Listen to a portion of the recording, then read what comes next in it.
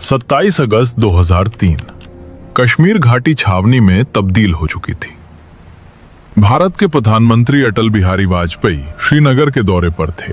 सुरक्षा एजेंसियां high alert पर थीं। सुरक्षा इतनी कड़ी थी कि वहां कोई परिंदा भी पर नहीं मार सकता था। लेकिन इन सब से बेखबर एक साधारण सी साइकिल पर मौत सवार होकर वाजपेयी जी की तरफ बढ़ रही थी। एक आदमी पारंपरिक कश्मीरी कपड़ों में साइकिल पर पैडल मारता हुआ आगे बढ़ रहा था। वो प्रधानमंत्री के काफिले से महज 1 किलोमीटर दूर था। तभी उसके सामने बीएसएफ का एक नाका आया। उसने बड़ी चालाकी से जवानों की आंखों में धूल झोंकने की कोशिश की। वो लगभग नाका पार कर ही चुका था कि तभी एक जवान की नजर उसकी मुट्ठी पर पड़ी। उसकी मुट्ठी अजीब तरह से कसकर जकड़ी हुई थी। जवान की छठी इंद्री जागी। उसने आवाज दी, रुको! उसे एक आवाज ने इतिहास बदल दिया। वो शख्स घबराया गया और उसी घबराहट में उसने साइकिल वहीं छोड़ी और भागने लगा। लेकिन बीएसएफ के जवानों ने उसे दबोच लिया। जब उसकी तलाशी ली गई तो सच सामने आया। उसके पूरे शरीर पर विस्फोटक लिपटे हुए थे। वो एक चलता फिरता मानव बम था।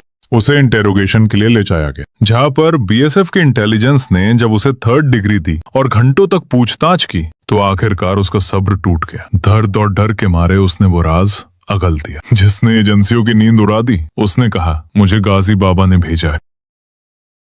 गाजी बाबा, ये नाम कश्मीर में खौफ का दूसरा नाम बन चुका था।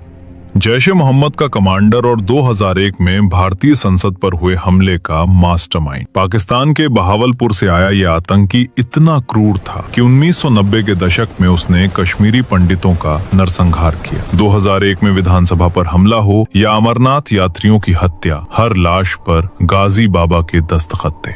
ये वही गाजी बाबा था जिसने मसूद अजहर को छुड़ाने के लिए कंधार विमान हाईजैक की साजिश रची थी। ये सिर्फ एक आतंकी नहीं बल्कि पाकिस्तान की खुफिया एजेंसी आईएसआई का कश्मीर में सबसे बड़ा मोहरा था।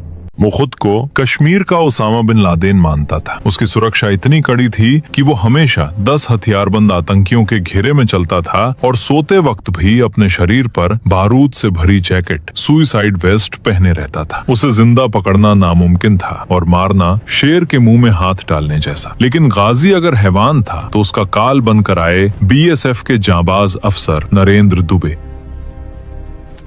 दुबे पिछले कई महीनों से गाजी की परछाई का पीछा कर रहे थे। जब उन्हें पता चला कि पकड़ा गया साइकिल वाला गाजी का खास आदमी अंसर है तो दुबे ने उससे पूछताछ शुरू की। अंसर ने बताया कि गाजी का एक ठिकाना है। दुबे ने तुरंत वहां रेड मारी, लेकिन गाजी वहां से निकल चुका था। दुबे खाली हाथ लौटने वालों में से नहीं थे। उन्होंने उस इलाके की छानबीन की और एक कारपेंटर बढ़ई को पकड़ा जो अक्सर गाजी के ठिकाने पर जाता था। दुबे ने उस कारपेंटर की आंखों में आंखें डालकर बस एक सवाल पूछा, गाजी कहाँ है? कारपेंटर समझ गया कि अगर सच नहीं बताया तो खैर नहीं। उसने कांपते हुए एक पता बताया, नूरबाग, श्रीनगर। 30 अगस्त 2003 सुबह के 3 बज रहे थे। नरेंद्र दुबे अपने 3 सबसे भरोसेमंद साथियों त्रिवेदी, हिमांशु और विनु चंद्रन के साथ नूरबाग की उस 3 मंजिला इमारत के बाहर खड़े थे। पूरी बिल्डिंग को बीएसएफ ने घेर लिया था। यह करो या मरो का मिशन था। ऑपरेशन शुरू हुआ। टीम दबे पांव अंदर घुसी। Ground floor clear, first floor clear. Second floor पर एक औरत मिली जो गाजी की पत्नी सादिया थी। उसे सुरक्षित बाहर किया गया। अब बची थी तीसरी मंजिल। सीढ़ियां चढ़ते वक्त हर जवान की सांसें थमी हुई थी। उन्हें पता था कि ऊपर मौत उनका इंतजार कर रही है। दुबे ने तीसरी मंजिल का दरवाजा खोला। एक नजर में कमरा खाली लगा। दुबे का माथा खनका। क्या गाजी फिर भाग गया? दुबे गुस्से में पलटे ही थे कि उनकी नजर कमरे में लगे एक बड़े शीशे पर पड़ी। उस कमरे में दीवार पर एक आदमकद शीशा लगा था। एक जवान धीरे से आगे बढ़ा। जैसे ही उसने शीशे को छूने की कोशिश की, शीशा अपनी जगह से हिल गया। वो शीशा नहीं, एक छलावा था। उसके पीछे एक खुफिया बंकर था। शीशा के हटते ही अंदर से गोलियों और ग्रेनेड्स की बारिश शुरू हो गई। ये एक जाल था। कमरा छोटा था, छिपने की जगह नहीं थी। गाजी और उसके साथी अंदर से फायर कर रहे। जवान बलवीर सिंह को गोली लगी और वो वहीं शहीद हो गया।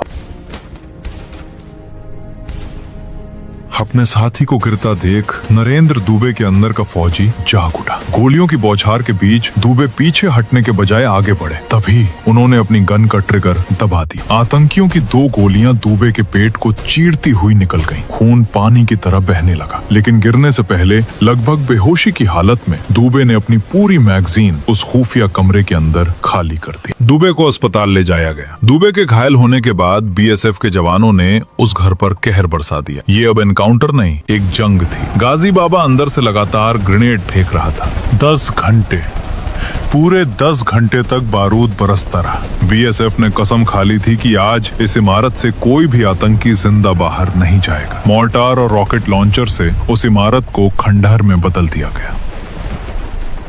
जब धुआं छटा और जवान अंदर घुसे तो वहां 3 लाशें पड़ी थी। उनमें से एक चेहरा वही था जिसे भारत की एजेंसियां सालों से ढूंढ रही थी। जमीन पर मुंह के बल पड़ा वो शख्स गाजी बाबा था। गाजी बाबा मौत का मतलब था कश्मीर में आतंकवाद की रीढ़ की हड्डी टूट जाना। गाजी बाबा की मौत ने जैश-ए मोहम्मद की कमर तोड़ दी। पाकिस्तान में बैठे मसूद अजहर को यकीन नहीं हुआ कि उसके सबसे बड़े कमांडर को बीएसएफ ने घर में घुसकर मारा है। इसके बाद कश्मीर में आतंकी हमलों में भारी गिरावट आई।